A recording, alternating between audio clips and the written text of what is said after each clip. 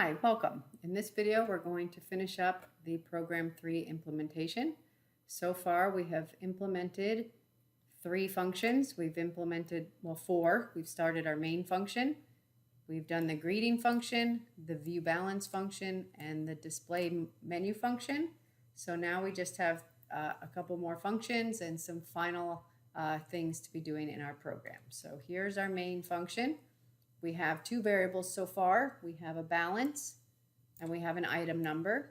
We're also going to need the price, so I'm going to go ahead and set that up. I'm going to initialize my price to 0.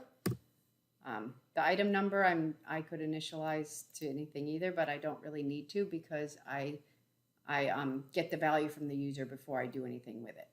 I initialize my balance to $5 because I'm assuming that the user has a $5 balance before starting. I greet the user. I view the balance. I display the menu and get the item number. And then I just echoed back what they entered. I don't really need to keep that anymore because I know that it's working. All right, so the next thing I need to do is get the price. So to get the price, I use the order price function. So I'm going to go down here and implement this function. So what does this function do? This function takes the item number as its argument. So if you notice here, this item number is a copy of the item number that's going to be passed to it. So that's the key thing to practice with functions, that each function has its own local version of these variables, and you need to grasp that concept. When I use this order price function, I'm going to pass it an integer. All it wants me to give it is an integer. It can be any, as long as it's got a value and it's an integer, then it's going to work. All right, so in here, we're going to go if, and we're going to use this item number. Oh, actually, I'm going to do switch. Okay, I'm going to do switch, but you can use if else. Either one is fine. Switch on item number.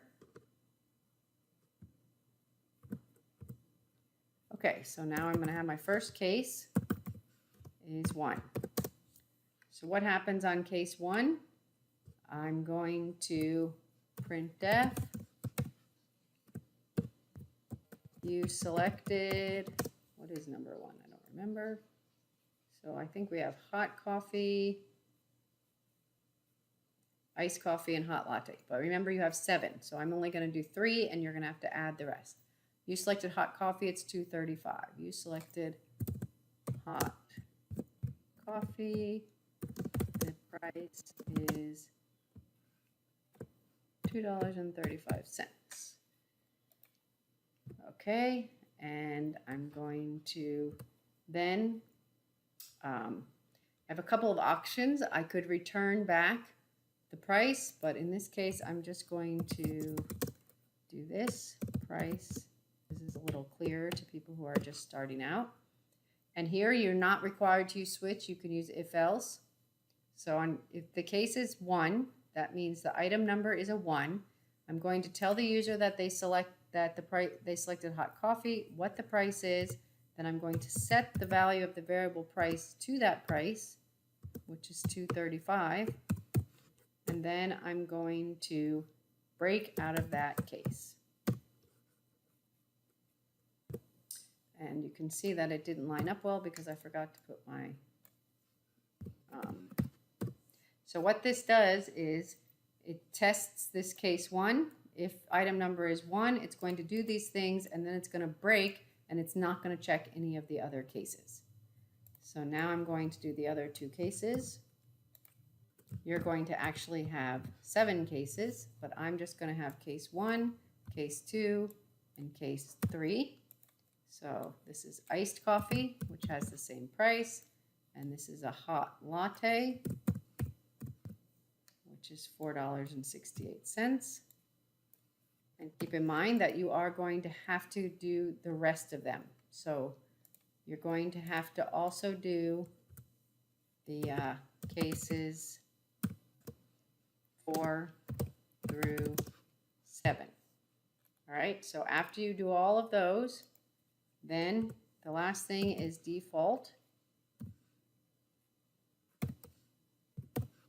default is for anything that isn't covered. So if someone enters the number 20 or enters the number 9 or enters the number 0 or enters -5, default will take care of everything else.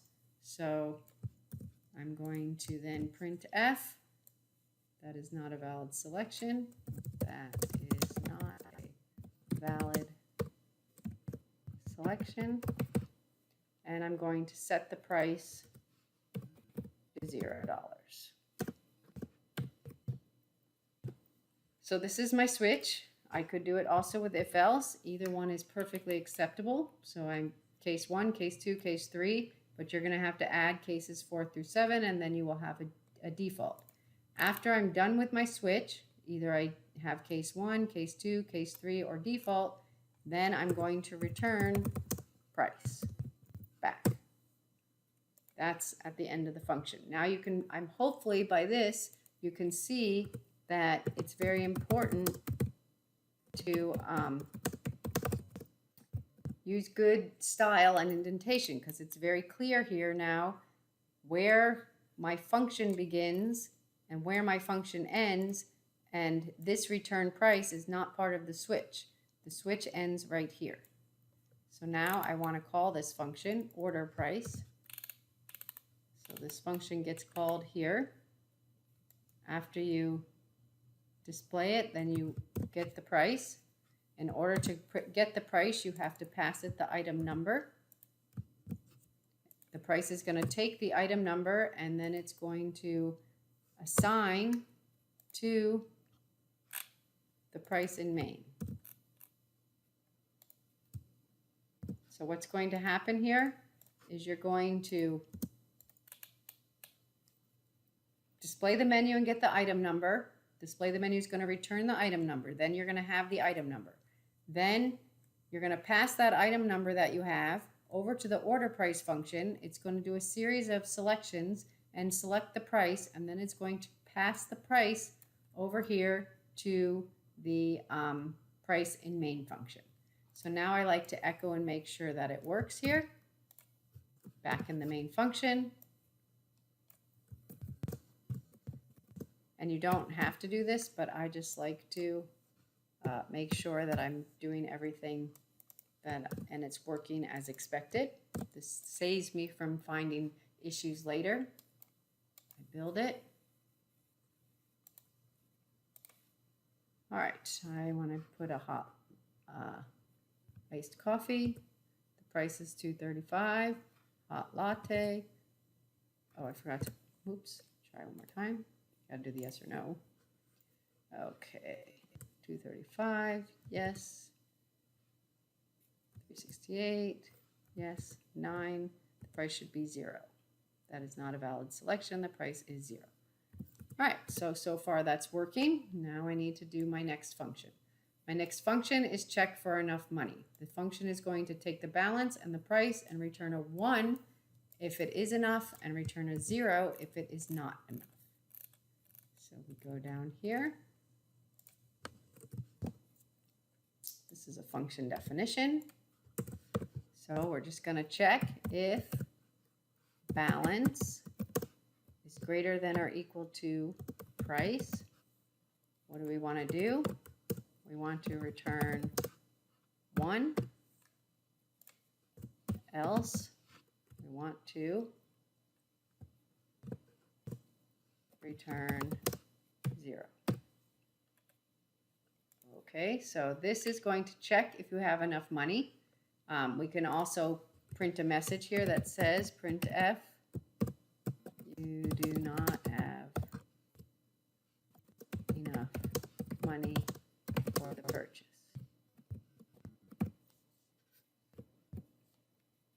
All right, now we need to call this function to test it.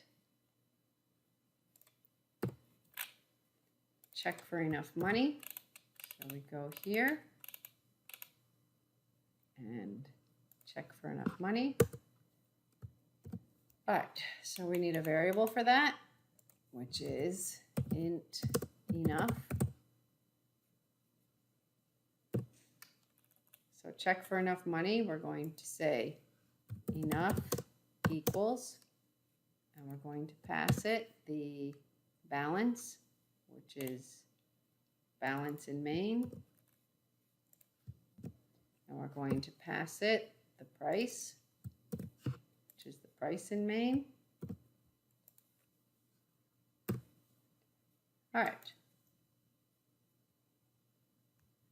So check for enough money is going to take the balance and the price, and it's going to return a 1 if you have enough money, and it's going to return a 0 if you do not have enough money. So now we want to print. We can get rid of that printf, and I certainly don't mind if you put comments and stuff while you're working on this and you leave them there, or you put printouts to test and you leave them there and then leave them commented.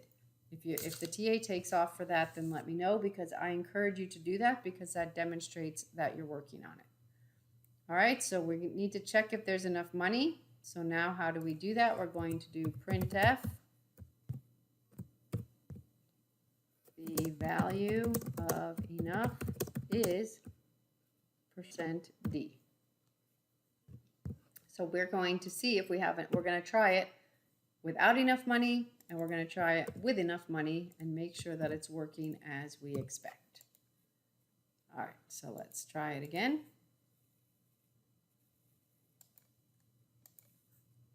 All right, so I would like to get a hot coffee. The value is 1. I have enough money. Yes.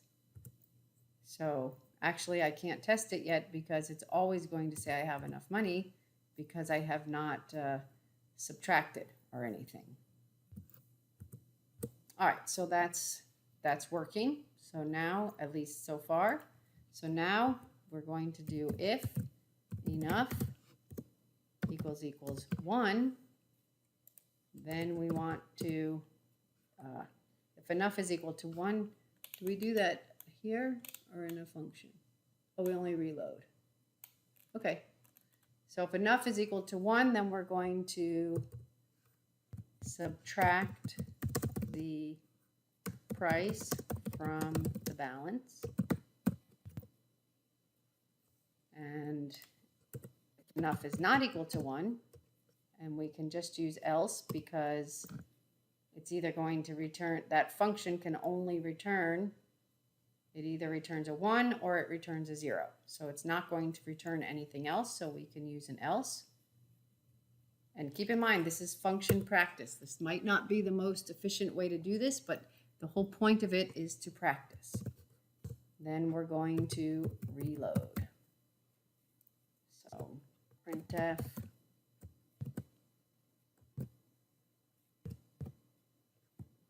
reload. That's going to be our last function that we need to implement. So let's try this now. So we're going to take our balance and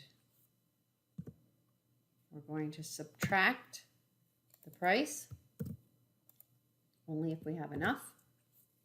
And then we're going to, so if the balance is $5 and the price is $4.68, we're going to take our $5, we're going to subtract the $4.68 from it, and then we're going to assign that result to our balance.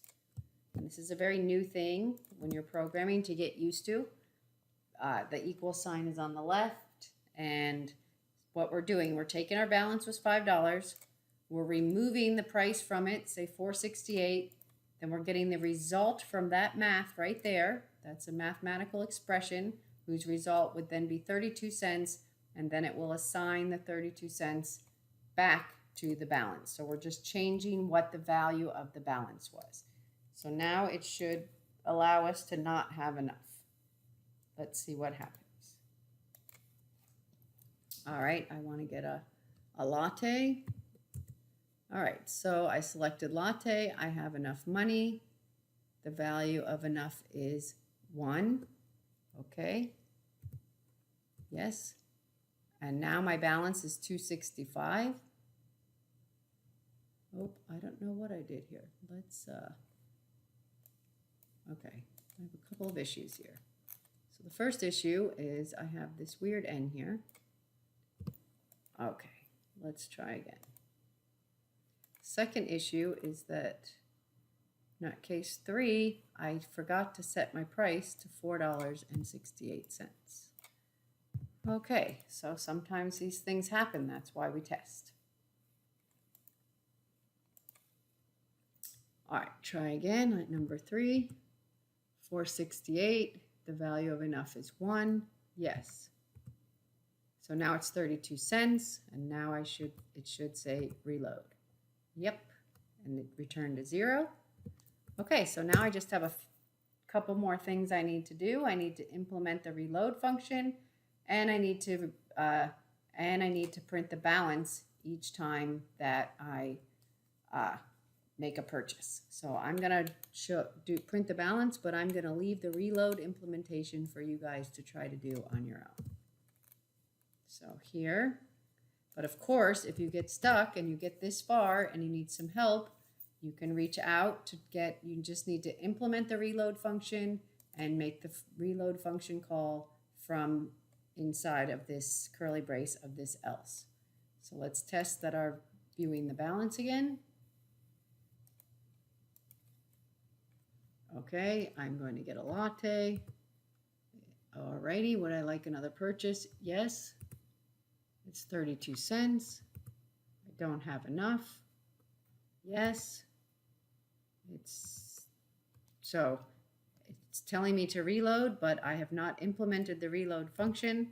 So that's the last thing I need to add.